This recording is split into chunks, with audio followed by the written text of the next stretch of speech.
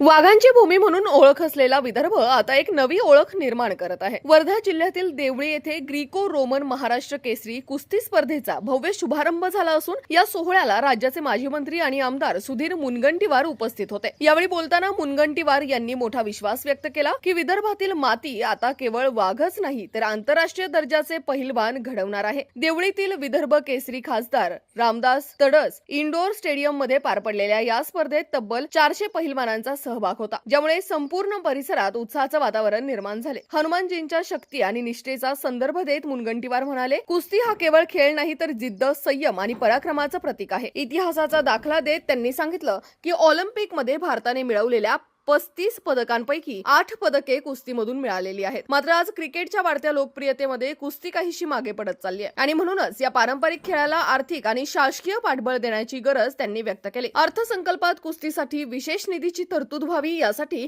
विधानसभेत चर्चा घडवून आणण्याचंही त्यांनी आवाहन केलंय. दरम्यान 2026च्या ऑलिम्पिकचं लक्ष डोळ्यापुढे ठेवून चंद्रपूरमध्ये क्रीडा क्षेत्रात मोठ्या प्रमाणावर विकास सुरू आहे. 137 कोटी रुपयांच्या निधीतून आंतरराष्ट्रीय दर्जाचं अत्याधुनिक स्टेडियम उभारलं जात असून त्यासाठी आतापर्यंत 85 कोटींचा निधी मंजूर करण्यात आलाय. वाघांच्या भूमीतूनच आता ऑलिम्पिक विजेते घडवायचे हा संकल्प मुनगंटीवार यांनी व्यक्त केलाय.